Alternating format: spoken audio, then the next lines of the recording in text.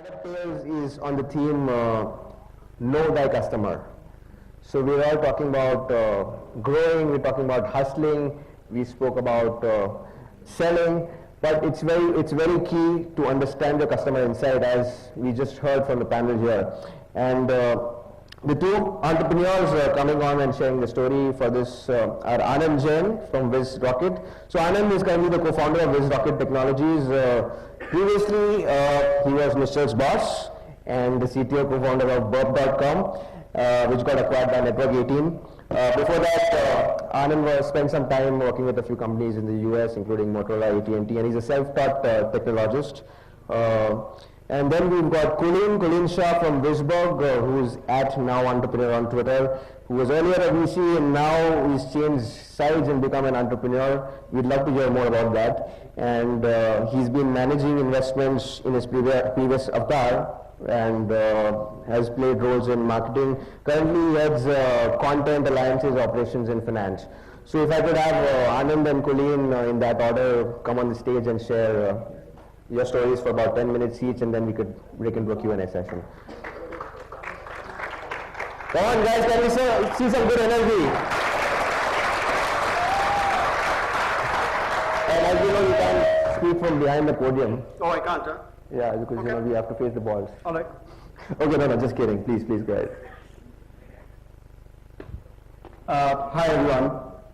So I'll start with Burp, since Lavin has already done the introductions.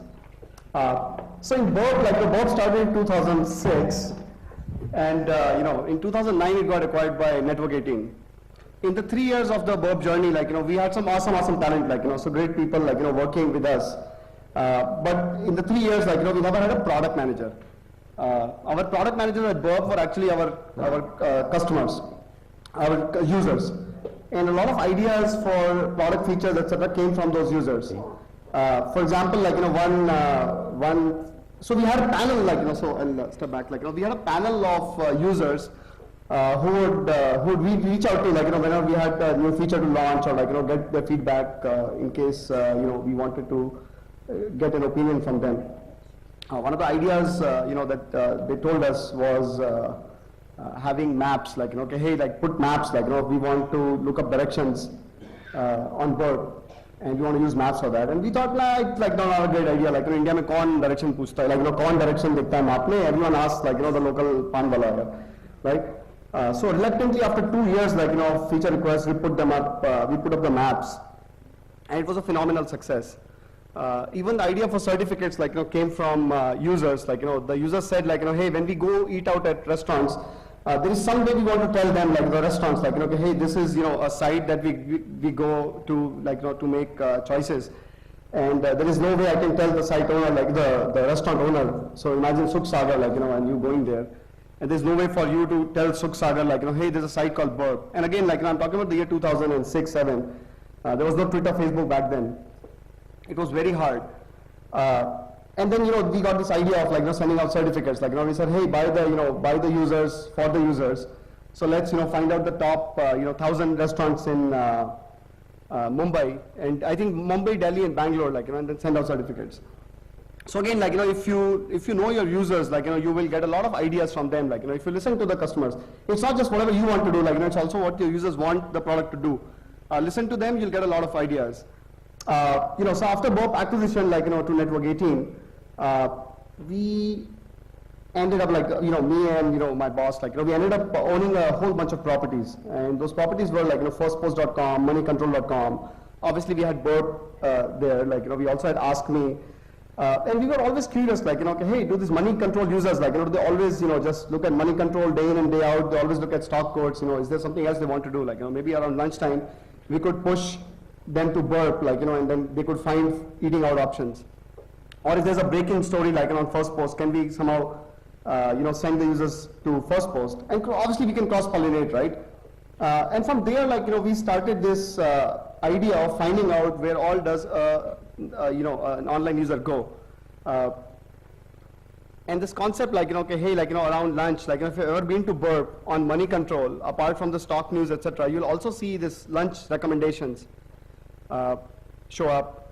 And that experiment, that project, like, we ran for 3 months. It was a phenomenal success, like, so people do care about, like, other options also. They just don't want to look at stock quotes all the time. This project, like, we said, like, this project works. And this idea, like, we said, we can make it a product. And there's a little James Bond story that Lavin promised, like, that I should say, like, so I'll tell the James Bond story. So imagine James Bond walks up to, like, the Taj in Colaba. And, as soon as he's entering the, the hotel, the doorman recognizes, oh, James Bond, like, and then the doorman opens the door, gives him a tight salute. This guy then gets inside the hotel, and the receptionist notices, oh, it's James Bond, like, and she comes out, like, and greets James Bond, like, hey, how are you doing? Like, this your presidential suite is ready on the top floor. Let's go upstairs. And she ushers him in, like, to the presidential suite. Once they're upstairs, like, like 5 minutes, a hot blonde walks in with his favorite martini, like, which is obviously shaken, not stirred. And, as the receptionist is about to leave, she says, you know what, there's an Aston Martin waiting for you in the lobby in case you want to go out, like, look at Mumbai, like, the city. That's a great James Bond experience. Obviously, James Bond is 007. A typical consumer, like, that gets an experience online, like, so imagine you went to a favorite e-commerce site and you spent 5 lakh rupees, like, made a massive purchase, right, of white goods, like, you bought television, fridge, AC, washing machine, like, clothes, I don't know, whatever else they're selling. And once you made that purchase, like, you should be treated like James Bond for that site, like, that site should know everything about you, like, your preferences, who you are, and so on and so forth.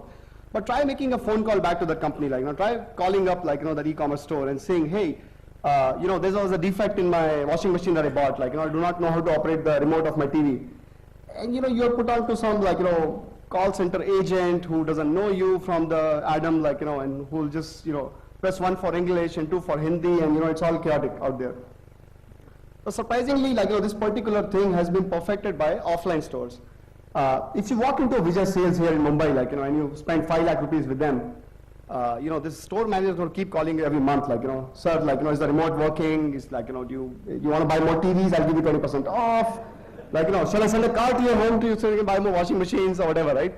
So, this James Bond kind of experience, like, this every user is very important for a business.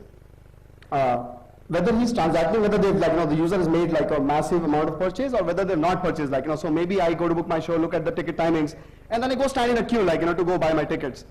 That also is, something that the site should know. And, obviously I founded the entire company around it. So VizRocket helps, sites figure out this, who are the James Bond of my, the site, and who are not, like, who are transacting, who are not, etc. But I think, one thing I'll leave you with, like, you guys are, running various startups or maybe involved, or, like, founders of startups. Do you know who the James Bond of your site is? Do you know who is the user? If that user leaves, like, you are in deep trouble. Do you have a panel of users? Do you know, like, which set of users, like, are the marquee users, like, and you want to track and, keep a watch on them, which I don't think so people do these days. So I think that's it, like, any questions, anything? Thank you. One more thing, like, so I'm a second-time high-tech entrepreneur, like, previously I had a bird spike business also, and I did, like, some other computer assembling business also. Second time, it's much easier to raise money. I heard Nishal and, talk about that, it's hard to, like, raise money and bootstrap, but second time is much easier, trust me.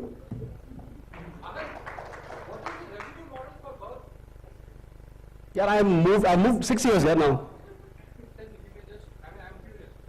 Revenue model is listings. People pay to list up from the other guy, like, it's not, it's, that's what we originally thought it would be. Right now people pay for ad impressions. Eyeball game.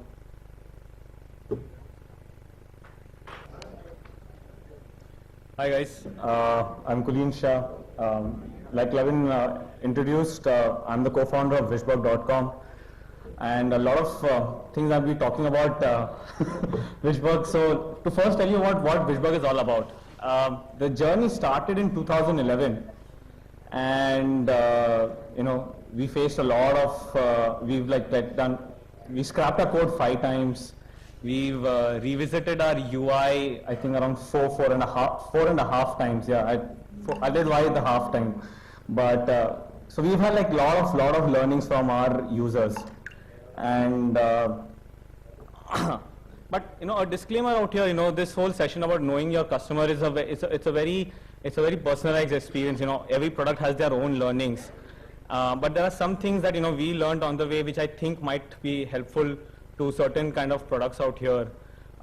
This is not going to be, you know, learning about a customer is not an overnight experience, you know. And to become very successful, to have a lot of traction, you know, you need to really know your user at a molecular level. You know, you should know everything about him. And knowing your customer doesn't start after, you know, after you started up. It starts much before that, you know, before you even start up. So it's a very interesting startup which I've kind of, you know, been associated with, called Book Street. When they started off, they did a very interesting exercise. They first went and spoke to a lot of students. They started talking to them. They started asking them about, you know, what they like, what they don't like, how do they prepare for their exams, and they started with this whole exercise of making a persona. And that is something that every startup should do, you know, to understand their users much before, you know, starting off. Because after you start up, you should not build a solution first kind of a startup. You know, that's a you know, short path to failure actually. You know, because you first make the solution and then you're going to start hunting for people. You know, you know, who's going to be using this? You know, let's go and try to find out people who have a problem. Then let's try to tell them that this is the best solution for it. So at Wishbug, you know, we started off in 2011 with something known as Tykid, and we thought we got like an amazing product, you know, out there. We in fact, so I don't know what we were smoking when we were building Tykid. We started with something like, you know, we said, okay, fine, you know, we'll only open it up to 15 people, 15 countries, you know, users of 15 countries. We built up an entire catalog of wishes around those 15 countries, you know. So right from, and we said, you know, we'll start only with 5 categories. Let people wish only for 5 categories. We said, oh, and under each category, they can only have 5 wishes. And we said, you know, wow, what sexy, man, you know, structured product, and, you know, we'll have so much of data with us. But yeah, we started getting emails from people. They said, you know, concept bada acha hai yaar, but you really effed up your execution. It almost felt like that paper you get with an F grade on it, saying that, you know, yeah, you have to redo the entire syllabus again. So I was like, okay, we were like, okay, let's go back to the drawing board. But one of the biggest learnings we had out here was democracy to your users. You know, you really need to give a lot of democracy to users. You know, as a product, you already have set out a boundary that, you know, okay, this is where you can, you know, this is your playing field. But within that playing field, you can't give users more restrictions. We feel that that's something that we learned out there. So our incremental learning was, okay, from 5 categories, we'll go on to 6 categories or 7 categories. From that, we went on to 14 categories. Yeah, we did not learn our lessons very early. And then finally, we kind of gone our way with the category structure. We told our users, wish for anything you want. You know, you can go ahead and do what you want to do on Wishbug. And we got wishes where people have said, you know, I want to kiss under the rains, and I want to go ahead and kiss in a phone booth, and those kind of wishes have kind of started coming up. Sex sales, yeah, everywhere sex sales. So that was one of the learnings. Another thing that we, you know, a lot of our decisions are always based on what our users, you know, do on Wishbug. So another thing was our next set of features. 2 powerful features which we feel came out of some of our users' inputs were, one was people, you know, we went ahead and told people, you know what, Wishbug is the place, the destination for wishing. People come and said, you know, yeah, all that Gyan is always good, but we don't think so. You know, Wishbug is a place only to keep my wish list. You know, we want to wish from wherever we want to, you know, wherever we are, we want to wish from there. So one feature that we came up with because of this was the bookmarklet feature. You're surfing anywhere on the web, you know, you come across, you're on, you know, a Condé Nast Traveler, and you see a nice resort and you say, you know what, I want to wish, I wish I could stay out here. we provided a Wishbug, add to Wishbug button, and to our surprise, it increased our catalog by around 25% and increased our user engagement by almost 15%. That is, people from, started taking these kind of wishes from each other. Another kick-ass thing that at least we feel we've done is a Twitter thing. People said wishing is a very spontaneous activity. We thought that people will actually take out time, will come to Wishbug, think, I want to wish this, I want to wish this, I want to wish this. It doesn't happen that way. You wish for something very spontaneously. You wish right now, you might even forget about it. And we saw a lot of, so we are very active on Twitter, and Twitter has been proved to be a very helpful platform to spread the word for Wishbug. So we started trolling people on Twitter, saying that, if you are wishing for something, Wishbug is there. So we'll find out, every now and then Praveen and I would, start thinking of different ways to reach out to people and say, wish on Wishbug, don't just put it on Twitter. People said, what, this is spontaneous here. I don't want to go back again to Wishbug and put this thing. So we said, okay, fine, we have to cope up with people, and people are and we can't just change people's behavior. So what we did was a very simple tweak. We used some of Twitter's APIs and the search API basically, and we said, what, you wish for anything, just add a hashtag Wishbug, and the wish has reached your wish list. So in fact, if you guys want to wish right now, you can actually put anything on Twitter and just add a hashtag Wishbug to it, and sorry, but you can actually wish for something. You don't need to register on Wishbug. Your account is automatically created right away, and all you need to do is go back to Wishbug and sign in with Twitter, and your account is there, your wish is there. If you just add an image to it, your wish is there on wish list. Your wish list is also built out. So that's something that we did. Our key learning was that we were trying too much to change people's behavior out here. We tried to tell people that, we are the place, come here and do things. But we realized that in today's scenario, we could not expect people to do so many things. Some of the things that, tells us that we have not understood our customer is the fact that our metrics. I think our metrics talks a lot about how much we understand our users. We get sleepless nights when when people's wish list is not growing. We get sleepless nights when people are not talking about Wishbug on social networks. People are not getting they're not getting friends to use it. So those kind of things, give us sleepless nights at Wishbug. Couple of things that we plan to do going forward is, when we scale up, we, any startup which is more into, content or on the lines of social should have a community manager. We feel that that is something that no one does in India. People should definitely do that. A community manager is not only about posting tweets or putting up one thing on Facebook. It's much more than that. He has the pulse on every customer of yours. He or she kind of knows what people are talking on blogs, what people are talking on other networks. So I think a community manager is a must. For anyone who's building a content-based or a social-based platform. Something that we did to validate and know more about our customers to, see, we had a very small base when we started off. How do we know more about people? So we started using things like Tumblr, Ranker. We started posting our content left, right and center out there. On Ranker, we've got around more than 150,000 views of our content out there. That kind of validated that the content that we have on our on Wishbug is really something that people want to talk about. So those kind of experiments helped us to understand our users better. And last but not the least, how do you know that you know your customers better? On a lighter note, one is that your AWS bill is rising. People, you don't need to talk about your product.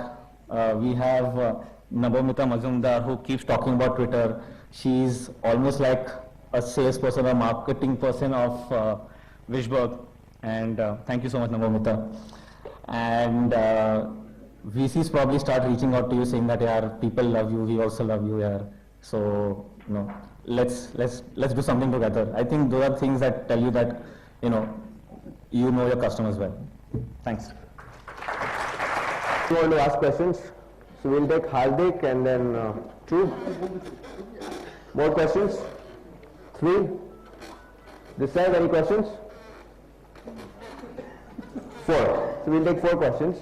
Before that, Anand, so while we're talking about knowing your customer, how exactly did you stumble upon this particular pain point of starting WizRocket and the whole James Bond analytics that you mentioned? Where did you get that insight before you started off? Right. So, hello? Hello? Hello? Can I get the other mic? Hello? Yeah. Perfect. So, right after we sold Burp to Network 18, Network 18, the marquee site in Network 18 is moneycontrol.com. Moneycontrol.com has phenomenal page views, like a lot of users coming in, very engaged users and so on and so forth. Somehow if you compare Network 18 to the moneycontrol.com to the other sites in the bouquet of Network 18, they kind of, fall way down the, side. And there was always this thing, can we steal some of network, moneycontrol.com's user base and, cross-pollinate it to some of the other sites. As I said, can we take some of these guys, around lunchtime and send them on Burp, can we take some of these guys and, send them to first post if there's a breaking news, right? Right. And that's when we had this internal project, we said, let's cross-pollinate, let's see, let's drop some sort of a, global cookie, text speak, let's identify this guy uniquely across a bunch of sites. And once we know this guy goes to food portals, he cares about breaking news, or he cares more about, say, Bollywood news. If there's Friday, and we want to show him some sort of, releases, or this week, movie releases, we could do that on Money Control also. And that's how this idea came, we saw some phenomenal success. We saw more than 40% click-throughs from Money Control to these other portals, which were our own home portals. So it was not that we were losing, people out. It was just that, now these guys were discovering some other sites also which were in the portfolio. And that, so since this was an internal project, was like a hastily done, like a 3 people effort, which still is 3 people effort, but it was hastily done and all that. And we said, hey, we can, if you make it a product, this is not the unique problem we are having, Network 18. It's a bigger problem. Then we made the product, we applied to Y Combinator. So I don't know how many know, WizRocket, was selected for Y Combinator interviews. So we made it to Y Combinator. And we used our time in the US to go talk to a lot of product managers. And they said this is exactly the same problem that they're having too. Okay. Right? Unfortunately, we didn't make it to Y Combinator, but when we came back, we said this thing is going to work. So today we have got 15 customers. That includes a couple NASDAQ listed customers, one European customer, and some good names in India like BookMyShow, FreeCharge, etc. But we've stopped taking customers right now. I'm getting a team in place, and we are building this out fully. That's being used at Money Control, the project? Or? The project is still live in Money Control. That was converted to an ad server, and it does 200 million impressions a day today. Wow. So they're now showing targeted ads. So instead of targeted content, Okay. so they're still able to identify the user, but showing targeted ads. So the guy who has a massive rich portfolio on Money Control will see a Mercedes ad, and the guy who's not doing so great, will may see a Maruti Alto ad or something So that,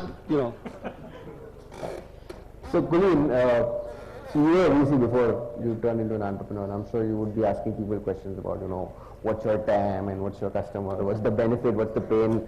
So I don't ask that anymore. I only say, I only ask traction kitna you mentioned about a lot of features that you kept on developing after getting user insight. But before you started,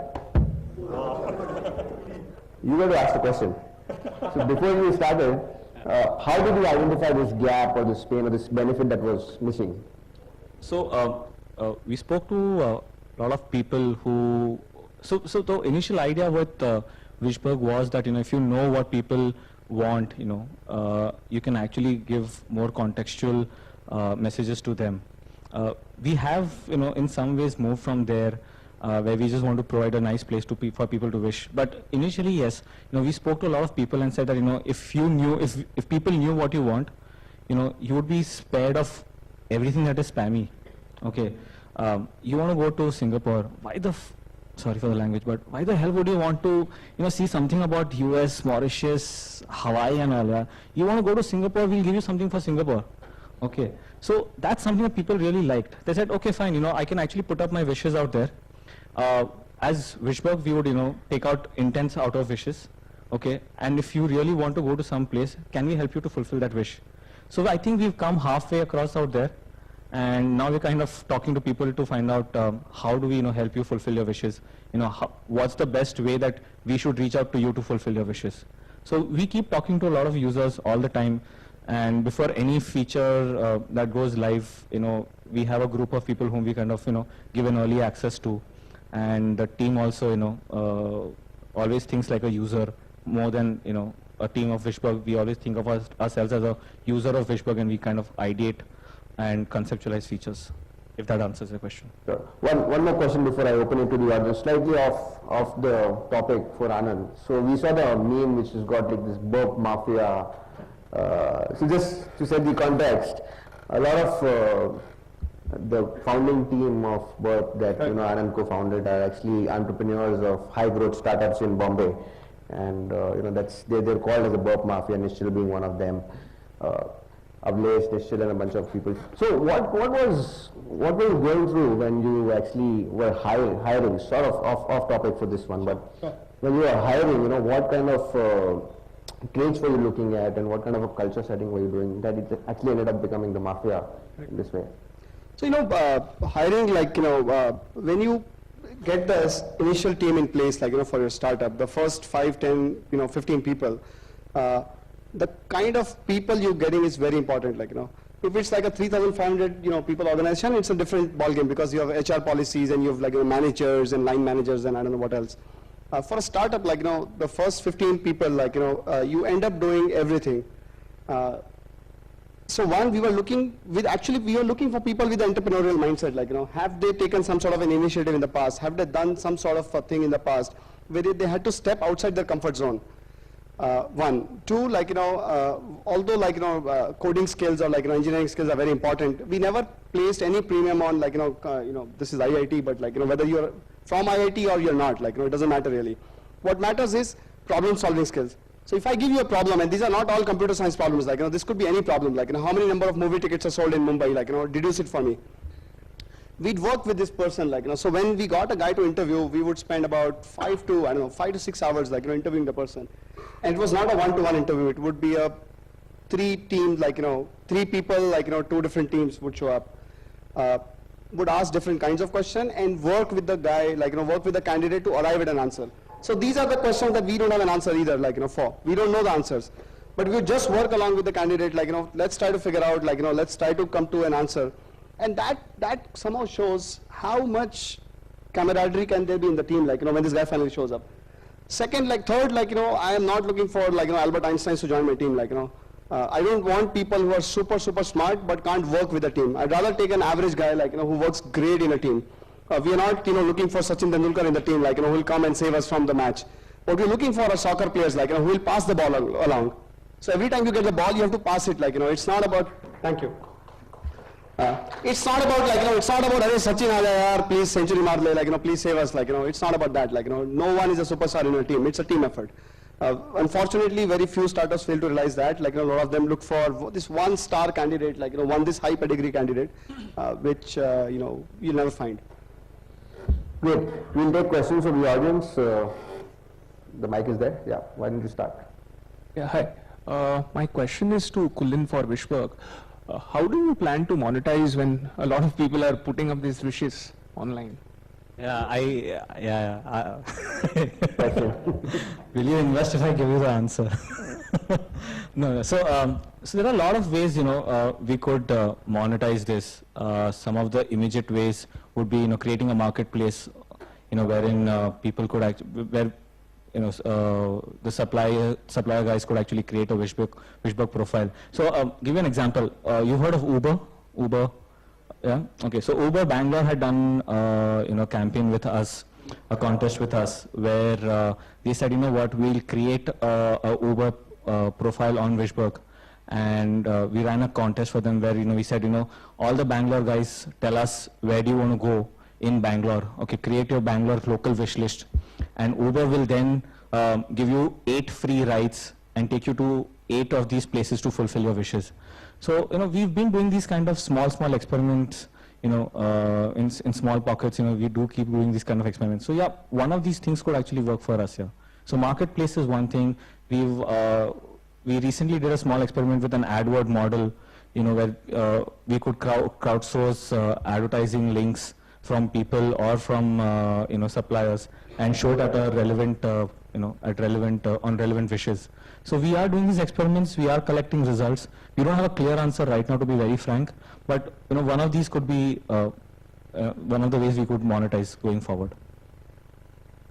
I just have one point. To add to the team question, get your team and pay them well, you get a smaller team, if you can't afford, but whoever you get, pay them well, make sure they're not worried about money all the time, they're worried about the problem at hand and solving that. Sure, thanks.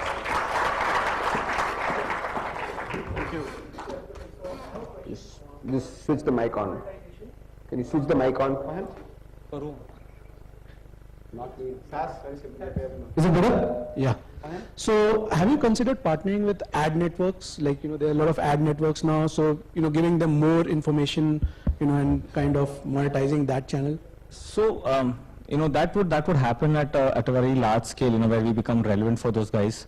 And to be very frank, we're not even thinking about monetization right now, because we just want the users to have a good experience. And we also need to really update on our own side. We need to really do a lot of stuff on the product side. But yeah, those kind of things are always going to be open to us, once, so we already have 500,000 wishes on Wishbug today. Okay, but we think that, we still need to have lots more wishes to be, very relevant to these kind of people. And monetizing very early in a social game can actually spoil, the way people engage on the platform. So for an example, we have 3 users on Wishbug. We've suspended their accounts 9 times, but they still come up with a new account and they keep spamming wishes out there, things about, having some new SMS or, some SMS product, or, some examination which is coming up and they should, enroll with some kind of classes. We had a moving, some packaging company which came and, put up 25-30 wishes, and the way they put it was, travel to Chandigarh, but with us, with all your luggage. You like, okay, fine, you can use the way you want Wishbug, but we kind of remove those wishes because we don't set a wrong expectation. And we think that if we start doing monetization very early, we could impact the kind of wishes that are coming up. So yeah. I think we've got a gentleman here. A question for Anand. Anand, just want to know, I am quite impressed with James Bond concept. Any example of a strategy that you used at Burp at that time in 2006? Not really, we never had that insight in Burp. But, so I can, that's a good example actually I can give. So people who used to write reviews, for the first year of Burp. So again, this is pre-Facebook, pre-Twitter days. There were bloggers who would write long form, and there were platforms like us, very far and few in between. But people used to come write reviews. We used to send them a keychain, a brass keychain, 40 rupees it cost us, right? And we had several people write to us saying, and this was again a handwritten letter with a brass keychain attached with a sellotape, like a scotch tape, and we send it across to the person's office address. Now, not exactly a James Bond experience, but whatever, we could only afford that 40 rupees ka keychain because we were self-funded. We had people writing in saying that, hey, I want the keychain, can I just, pay for it, 40 rupees? And we said, no, you gotta, write a review. You write a review and we'll send you one, but write an honest review. So that was a very limited, not exactly like James Bond kind of experience, very limited experience.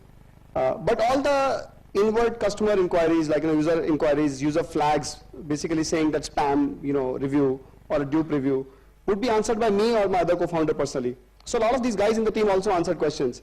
And that to me is not an automated system like, hey, your call is very important to us, but there's a 20-minute wait kind of thing, We actually would respond in a very, it's not a templated copy-paste answer. We would actually write up the answer, send it back. And that, so I have a lot of good friends now, who are our users in Burp, now they know me kind of personally one-on-one. And Kulin is one such, Kulin is one such fellow. So in the Burp days, we used to interact via email, but now outside of Burp, we met up and, good customer, good user. Thank you. My question is for Anand. Where are you? Burp offers table booking in hotels and restaurants. So what is your revenue model for table? Revenue model kar denge yaar. No, in all honesty, like, so it doesn't matter, like, it doesn't matter. It's now a content play, like, they just want more pages and more eyeballs. That's it, like, ad impression. But is there any commission thing like you charge to restaurants for table? I have no idea. It's been 6 years since I left Burp, so. Fine, fine. You got one question here? Yeah. Can you use the mic here? There's a mic right here. Questions to both. Is Wishbug in any way competing with, say, eCards or Hallmark? Interesting, we never thought about it that way, but I don't think so. We're competing with them. I don't. So in fact, a lot of people ask us, do we compete with Pinterest? If you've heard about Pinterest, we don't even think about that. We compete with Pinterest because.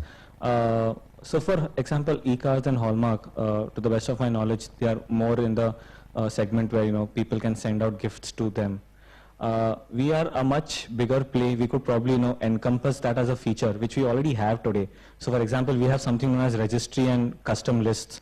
People could actually make a list, and that's the way. In fact, we did a very interesting program around that with Secret Santa on Twitter. We just requested these guys that make Wishbug as your default wishing platform, and we got some amazing people who've come up with amazing wishes. They put it up and they shared it with their Santas, and they got things from that. In fact, I got 4 of my wishes fulfilled. I still don't know who my Secret Santa is, but I had like a proper wish list for Secret Santa for that thing. So I made a registry, a custom list. So yes, in some ways, we could be into the gifting segment where one user makes his wish list and shares it with his friend and says, what, can you fulfill this something for me from this? Anand, if you don't mind. Yes, please. You were talking about certification. So does Burp in any way treat into the territory of Michelin or other rating companies? Surely. So possibly, quite possibly, but we never claim that this is Burp giving the certificate. What we're saying is this is the users giving the certificate to them. We just happen to be a platform through which the users. So what we do is for Burp certificates which go out, no matter whether the place is a 5-star or it's like a roadside eatery, we send them all certificates. So users have to have rated a place consistently over 4 stars.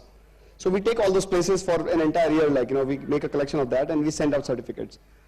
So there's like this story of this vada pav seller, in Dadar, I think somewhere in Dadar station or whatever, he shows up in his bicycle every day, hangs the birth certificate on the tree, he does his business for the day, takes it off and then goes back home in the evening. So that, and we have also given it to ITC and the Taj in Colaba, and so on and so forth. So there is some overlap, let's say, between if you come to 5 stars yes. or premium restaurants, you would be in some way trading on the territory of Michelin and other companies. Totally, so, and that's good for the restaurant, so 2 guys certifying it is better than 1, certification, I think. Yeah, last 2 questions. Just one quick question for Anand. From your Burp experience, what is the primary motivation for people writing in reviews? What gets them to sit down and spend that 20 minutes, 25 minutes, or 15 minutes, writing that review and maybe even sending out that certificate? What is that motivation? Because I see in India that people are not that willing to write, given the inputs versus Amazon or something else, where you only see user reviews. So what is that? That's a great question, by the way. This 2006 when we started Burp, we had a few goals.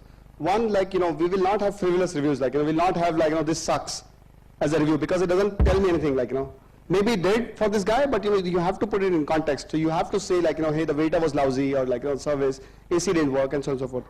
So the initial set of reviews that so by the way, we never put fake reviews, even us, on day 1 we had real reviews. But we got people who would write good reviews. So we got some of the users, again for no consideration, we didn't give them anything except for that lousy keychain, 40 rupees. But we had them come write reviews, so as to establish Burp as a credible platform where you go not to just screw around, but actually to find good content, where you can actually make a decision. If your platform becomes that point where people use it to make a decision, maybe the 10th time they're on the site, they will themselves write a review. it's for the greater good, like, it's like Wikipedia. Why do people edit Wikipedia all the time? Like, who knows? Honestly, I do not know. But 99 times out of 100, like, I have gone to Wikipedia to look up, things, and maybe made one edit, like, so I actually made an edit, like, in Wikipedia, and that's the motivation. If you keep it clean, simple, like, see, the other psychological benefit was, like, you write a review on Burp, it shows up on the homepage of Burp.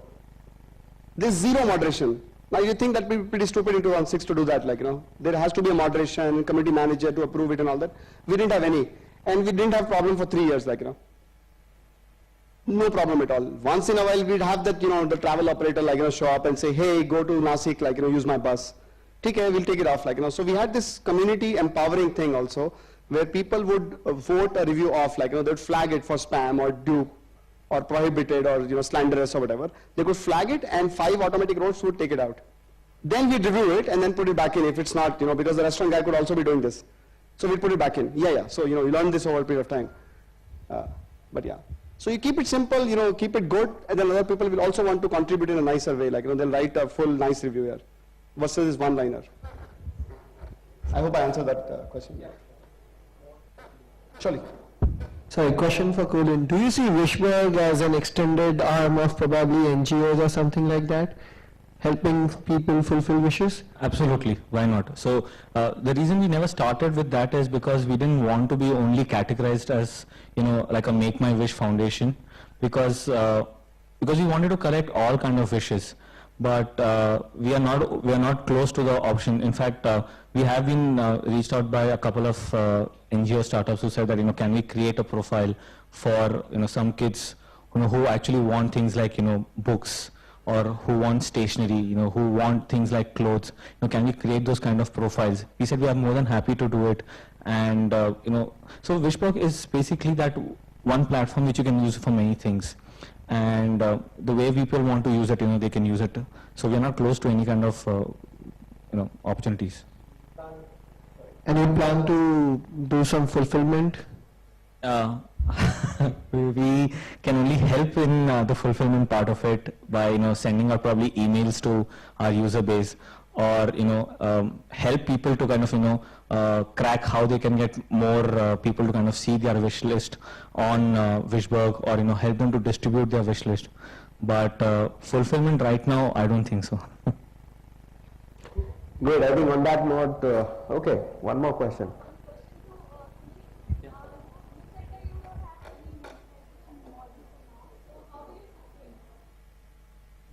VC money? Oh, okay. So how do we sustain? We keep our costs low, and we are 8 of us. We don't pay very good salaries. We don't pay very good salaries, but It's the same t-shirt, 5 days. but yeah, we've been able to. So we've had zero marketing costs. We've not made any kind of frivolous expenditures. We always look at keeping how can we do that extra bit to please our customers and get more traction. So I think, and we've raised a small round of funding, around 150K. So yeah, that's kind of helped us to sustain. That's the answer. I was. Yeah, and that thing also helped to create that kind of financial discipline in the company. Yeah. Could you give us some, what is the strategy that you use to get the viral marketing to kickstart the viral marketing and take it to a certain level then where you don't need to do anything? So who's it? Like, I don't know. It's directed to Anand or Kulin? Both can speak. So what we did initially was we did small things like one thing that we did was create a Hitler video, where Hitler, so there's this particular segment of Downfall movie, and we created a Hitler video and we said, what, Hitler will now explain how to use Wishberg.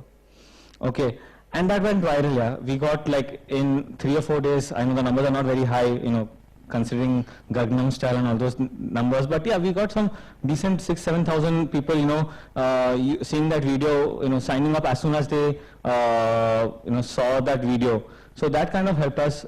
We've done things like, we picked up certain users power users and we fulfill their wishes. So for example, we did a round of fulfilling wishes where someone wanted to, cook something and wanted to,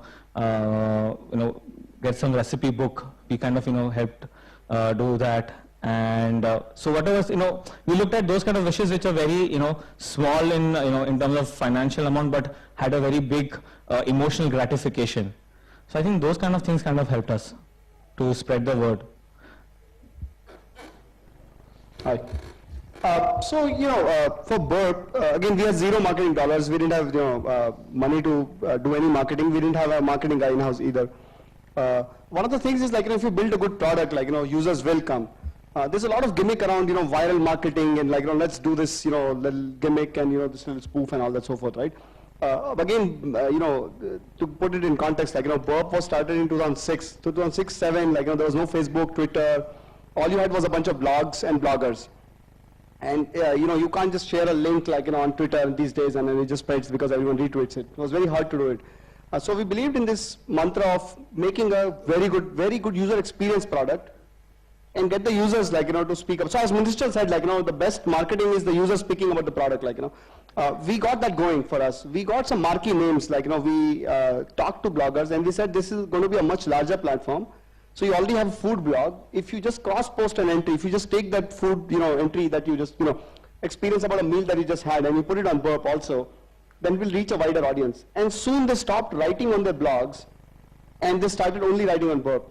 And all the followers, of the blog came to Burp. And it was like a cascading effect after that. So it helps, to keep a clean platform. By the way, for the 3 years of Burp, we never had an ad. We never had a banner ad on the site.